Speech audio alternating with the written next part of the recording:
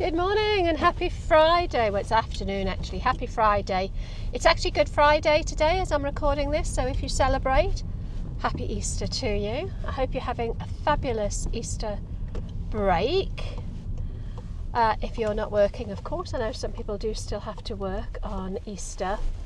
I've just been to do my shopping. I'm filling up the car with fuel. Mark's working today. And that's what I was going to talk to you about, but let me just fill up with fuel and then I'll come back and we can have a chat. Okay, so you might be thinking, I thought you'd retired. I thought you keep coming on here and telling us you're retired. If you're retired, why on earth are you doing your shopping on Good Friday? And why on earth is Mark working on Good Friday? And that's really good questions. And the truth is, it's because we can. And this has been something that I kind of wasn't thinking about. It didn't occur to me that now that we're retired, or semi-retired in Mark's case, actually days of the week and holidays have so little meaning to us anymore. So if we want to go away somewhere, actually we'll try and do it when it's not a holiday or a weekend, because it's much quieter. And the reason Mark's working on Good Friday is because the type of work that he does, which is, property maintenance, a lot of people, to get that work done, have to take a day off work. So he's rung around some of his clients and said, look, I'm willing to work on Friday if you're off and it's easy for you. Do you want me to do that job you asked me to do this Friday? And they've said yes, because it suits them and it suits us. And it's really interesting because it makes the days of the week have so much less importance. So if we want to go away, we can go away in the week. If we want to avoid the crowds, which we generally do because we're quite antisocial, we can go away at times when there aren't going to be queues and there aren't going to be loads of people. So really we avoid the times when other people have got no option. Bank holidays and weekends. If you've got a full-time job, if you've got children and that are at school, your bank holidays and your weekends really are the only time that you've got to go away and do things. So if we don't have to be there on those days, it suits everybody, doesn't it? Because we don't really want to be queuing up. Not that I've got anything against children, but we don't really want to be queuing up and being surrounded by lots of kids and families. We've done our bit, been there, seen it, done it. We want a bit of peace and a bit more quiet nowadays. So it suits us not to have to go and be, dictated to by holidays and weekends. But it also, really, if we think about it and flip that, it suits the other people who have no option but to have their trips away or their visits to places, on a weekend or a bank holiday. Because if we have the option to not go at busy times, but we do anyway, then we're just making it even more difficult for those who've got no choice. So it just seems to benefit everybody if we don't go away at weekends and busy times and holidays. But I have to say, it's taken me a little bit of getting my head around that, because when Mark said earlier in the week that he was working today, my initial thought was, oh blimey, come on, you're working on a bank holiday weekend? Because that would have been my conditioned thought throughout all of my adult life, because time is precious, isn't it? Because when you're working full time, your weekends, and especially long weekends like this, are precious. And I had to really kind of pull myself up and go, no, this is perfect. Work this weekend and then we can go away next week.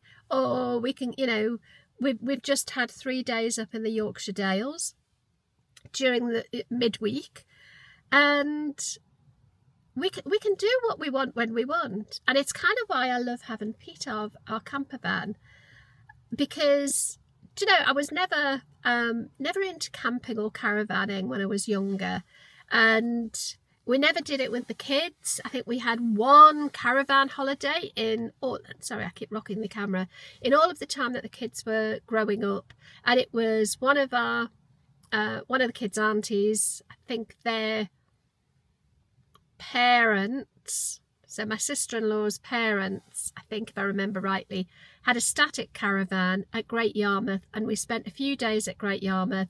And actually, to be fair, the kids loved it, but we just never did it. I don't think we ever really understood the benefits. To me, it always seemed like hard work. If you had a touring caravan or a motorhome, it felt like it would be hard work to have to get everything set up, and you're living in a tiny little space and everybody would be on top of each other. So we never really did it. And I try not to have regrets in life, but I think if I had my time again, I would definitely take the kids away on campervan or caravanning holidays. I don't think I'd do tents. I just don't think I'm into tents. But I would definitely consider buying a caravan and taking them away on caravan or motorhome holidays. Because when we're out in the van and we see kids out with their parents in their camper van, they always seem to be having so much fun. When we were away last week up in Wharfdale in the Yorkshire Dales, it was the first week of like the Easter holidays. So there were quite a few kids on the campsite. Actually, I mean, as it happened, half the country wasn't on holiday because of the way the school holidays work in the UK. We would have probably avoided it knowing that there were families and kids for the very reasons that I said before, but I didn't think about it. And there weren't that many kids really anyway. But the kids that were there, they were out on their bikes, cycling around the campsite. They were having fun. They were communicating with each other. They were on the play park having fun. They were out with their parents going paddling in the river and the lakes. And they just were having a lovely time. And we didn't do it with our kids, and I kind of wish we had, because they'd have had a freedom that I think is sometimes lost. Obviously, we took them on holiday, but it tended to be, holiday to Spain or to Mallorca or wherever, it was a package holiday, I suppose. And I just think if we'd had a caravan or a motorhome, we'd have done more with them. Anyway, I'm kind of going off topic here a little bit. But what I'm trying to say is, I wish I could keep this camera still. I'm so sorry about this. I haven't got a tripod. Right, let me see if I can hold it more still. I haven't got my tripod with me or my stand, and I'm just in the car, obviously, as you can tell.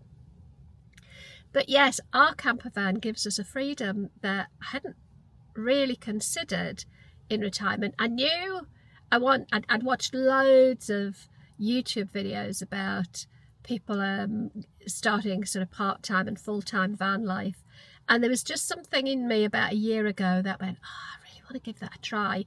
And actually Mark was really not interested for probably the first 6 months of me nagging him to get a camper van. He wasn't really interested.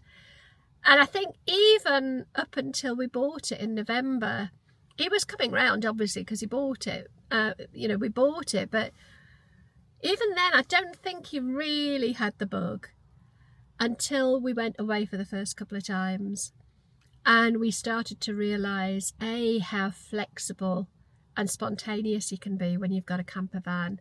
You can literally just jump in and go, which is probably why I wouldn't have a caravan, because I think a caravan wouldn't give us that same level of spontaneity.